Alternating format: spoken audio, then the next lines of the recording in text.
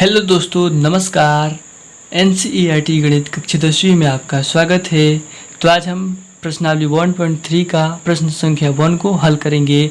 तो चलिए क्वेश्चन को पढ़ते हैं। सिद्ध कीजिए कि √5 एक अपरिमेय संख्या है। दोस्तों, हम लोग को सिद्ध करना है कि √5 है जो परिमेय संख्या है। तो चलिए सबसे पहले हम इसके विपरीत मान लेते हैं। दोस्तों, कोई भी संख्या को हम लोग कोई भी संख्या रूट में दिया होगा और उसको बोलेगा कि अपरिमेय संख्या सिद्ध कीजिए, तो हम लोग सबसे पहले इसके विपरीत मानते हैं, यानी अपरिमेय है तो परिमेय मानेंगे। तो यहाँ हल लिख कर चलते हैं, क्वेश्चन को हल करते हैं। सबसे पहले माना कि √5 एक परिमेय संख्या है। दोस्तों, सबसे पहले हम लोग मान लेंगे कि √5 है जो एक परिमेय संख्या है। ठीक है, उसके बाद से जो परिमेय संख्या है, तो √5 एक परिमेय संख्या है और परिमेय संख्या किसके रूप में रहता है, तो p/q के रूप में रहता है। तो चलिए p/q के रूप में इसको लिख देते हैं, बराबर p/q। ठीक है दोस्तों, और ये कोष्ठ में एक चीज लिख लेंगे हम लोग, जहां p और q सह अभाज्य, जहां p और q सह अभाज्य पूर्णांक है और Q≠0। दोस्तों, अब हम जानेंगे कि सह अभाज्य का मतलब क्या होता है। तो चलिए रफ का इस्तेमाल कर लेते हैं और जान लेते हैं कि सह अभाज्य जो ये लिखा है इसका मतलब क्या होता है। तो दोस्तों, यह रफ है। देखिए, सह अभाज्य का मतलब होता है, सह अभाज्य का मतलब यह होता है कि उसका जो गुणांक होता है ना, गुणनफल, वो एक है। ठीक है, देखिए मान लीजिए 1/2 है, तो दोस्तों एक से कटेगा और 2 से कटेगा और स्वयं से कटेगा। इसके अलावा यह किसी से भी नहीं कटेगा। तो इसका सह अभाज्य क्या है, 1 है। ठीक है, इसका गुणनफल 1 है। यह 5/5 है, ये कटेगा तो 1 से कट जाएगा और एक अपने से कटेगा, खुद से यानी स्वयं से कटेगा। तो सह अभाज्य का मतलब होता है इसका जो गुणक होता है ना, वह 1 होता है। तो यही p/q के गुणक 1 है। तो हम इसीलिए यहाँ लिख देते हैं कि जहाँ p और q सह अभाज्य पूर्णांक है और Q≠0, यानी q का मान 0 नहीं है। ठीक है दोस्तों, तो इसके आगे हम बढ़ते हैं। अब हम इन दोनों संख्याओं, दोनों पक्षों में वर्ग कर देते हैं। ठीक है, तो चलिए यहाँ लिख देते हैं, दोनों पक्षों में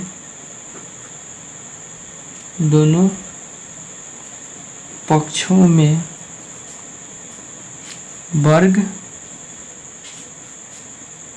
करने पर।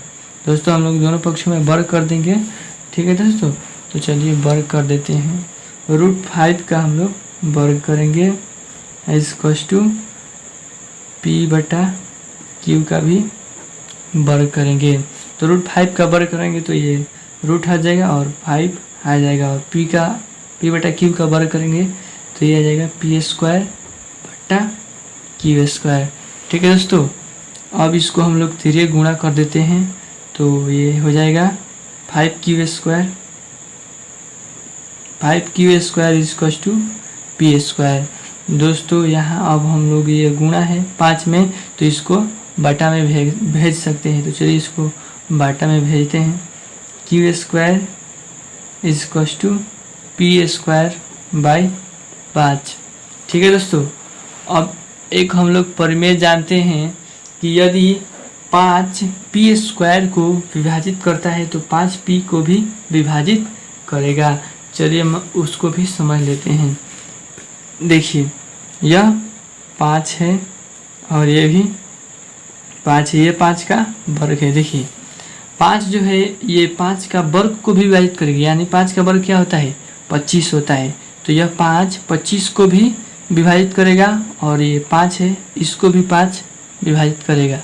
ठीक है दोस्तों, तो यही होता है प्रमेय कि यदि 5 पी स्क्वायर को भी विभाजित करता है तो 5 पी को भी विभाजित करेगा। तो इसको हम लोग लिख लेते हैं,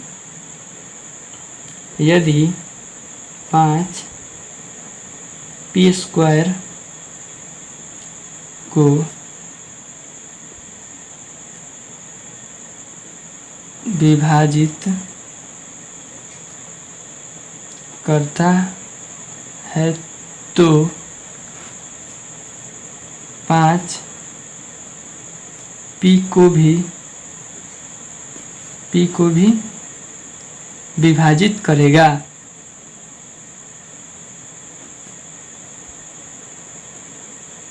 विभाजित करेगा। तो इसको हम लोग कथन 1 मान लेते हैं। ठीक है दोस्तों, कथन 1, और इसको हम लोग समीकरण 1 मान लेते हैं। इसको यहाँ समीकरण 1 मान लेते हैं। तो इसके बाद हम लोग चलते हैं। अब p का गुणनखंड 5 हो जाएगा। क्यों होगा 5? क्योंकि 5 पी स्क्वायर को विभाजित करता है, 5 पी स्क्वायर को विभाजित करता है तो 5 पी को भी विभाजित करेगा।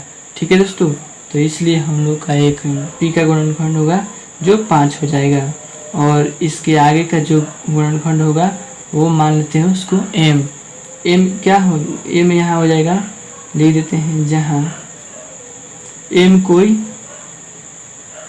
पूर्णांक है। मान लीजिए यह 25 है। ठीक है, 25 का हम लोग गुणनखंड करें तो 50 25 और 5 एकम 5। तो देखिए p एक 5 का गुणनखंड है। ठीक है दोस्तों, यहाँ पी स्क्वायर को जब हम 5 से डिवाइड करते हैं तो ये इतना गुणनखंड बहुत ज़्यादा आता है, तो हम केवल एक ही गुणनखंड लेते हैं और नीचे वाली जितना संख्या मान लीजिए ये है तो इसको हम लोग m मान लेते हैं। ठीक है, इसीलिए हम लिख देते हैं यहाँ, जहाँ m कोई पूर्णांक है। इसके बाद हम लोग जो ये इस मान को हम लोग समीकरण 1 में रखेंगे। तो यहाँ लिख देते हैं p के मान को समीकरण 1 में रखने पर दोस्तों p इक्वल टू हम लोग माने हैं 5 है। ठीक है दोस्तों, इसको हम लोग समीकरण 1 में रख देते हैं। तो समीकरण मेरा 1 था 5q square equal to P square. ठीक है दोस्तों, तो यहाँ हो जाएगा क्यू स्क्वायर बटा Q square equal to P square बटा 5 इधर आ जाएगा, बट्टा में गुणा है तो, और p के जगह हम लोग p का मान यहाँ रख देंगे। ठीक है, तो यहाँ रख दीजिए p का मान कितना है 5m। ठीक है, और ये 5 वर्ग है तो वर्ग लगा देंगे। ठीक है दोस्तों, अब यहाँ हो जाएगा क्यू स्क्वायर बराबर 5 का वर्ग करेंगे तो 25 और m का स्क्वायर हो जाएगा। ठीक है, 5 इधर ही रह जाएगा। ठीक है दोस्तों, अब यहाँ हम लोग एक बात और समझेंगे जो एक पहले हम लोग समझे थे, जो हम आपको बताए थे कि 5 ये 5 है ना, 5 पी स्क्वायर को विभाजित करता है तो 5 पी को भी विभाजित करेगा। यही बात हम लोग यहाँ समझेंगे। यदि 5 यहाँ 25 को विभाजित करता है तो 5 को भी विभाजित करेगा। यही बात हम लोग यहाँ लिख देंगे। तो क्यू स्क्वायर इक्वल टू हम लोग हो जाएगा 5 में इधर गुणा कर देंगे तो 5m स्क्वायर। ठीक है दोस्तों, अब यहाँ लिखेंगे वही कथन, यदि क्या यहाँ लिखेगा, ये इधर आ जाएगा, इसको m स्क्वायर इक्वल टू इधर 5 इधर गुणा में है ना तो इसको बटा में देते हैं क्यू स्क्वायर को। तो देखिए 5 क्यू स्क्वायर को विभाजित करता है तो 5 क्यू को भी विभाजित करेगा। यदि 5 क्यू स्क्वायर को विभाजित करता है तो 5 Q को भी विभाजित करेगा। दोस्तों देखिए 5Q² को विभाजित करता है तो 5Q को भी विभाजित करेगा। यही बात, तो इसको हम लोग कथन 2 मान लेते हैं, यानी कथन 2 मान लेते हैं। ठीक है, कथन 2 मान लेते हैं। अब दोस्तों हम लोग वहाँ देखे थे कि हम लोग वहाँ माने थे कि 5P/Q का अभाज्य गुणनखंड है। देखिए दोस्तों, यहाँ हम लोग माने थे कि जहाँ P और Q अभाज्य पूर्णांक है, जहाँ Q नॉट इक्वल्स टू 0। ठीक है दोस्तों, यानी P/Q का एक गुणनखंड है, इसके अलावा दूसरा कोई नहीं है। लेकिन यह हम लोग का कथन है जो यह गलत हो गया। हम लोग कथन 1 और 2 से हम लोग ज्ञात कर लिए कि P/Q का जो गुणनखंड है वो 5 है। तो इसलिए हम लोग यहाँ लिख देंगे दोस्तों कि P और कथन 1 और कथन 2 से यह स्पष्ट हो जाता है कि P/Q का एक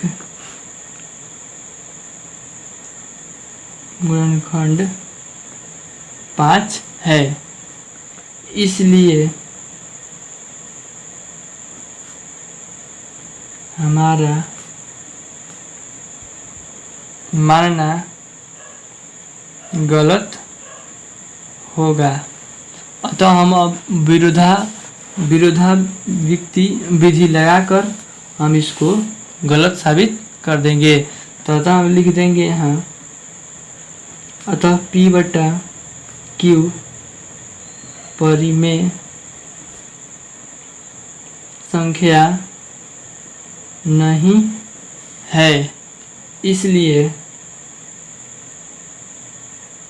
√5 भी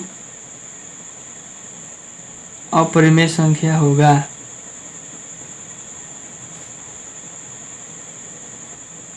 दोस्तों हम लोग माने थे कि P/Q एक अभाज्य पूर्णांक है, लेकिन यह हमारा मानना गलत हो गया। P/Q का एक गुणनखंड है जो 5 है, तो इसलिए P/Q परिमेय संख्या नहीं है। अतः हमारा जो √5 है वह एक अपरिमेय संख्या है। ठीक है दोस्तों, तो आशा करता हूँ कि वीडियो पसंद आई होगी। तो चैनल को सब्सक्राइब कर दीजिए और बेल आइकन को प्रेस कर दीजिए और लाइक कीजिए और अपने दोस्तों के पास शेयर कीजिए। तो दोस्तों मिलते हैं अगले वीडियो में, तब तक के लिए धन्यवाद। जय हिंद, जय भारत।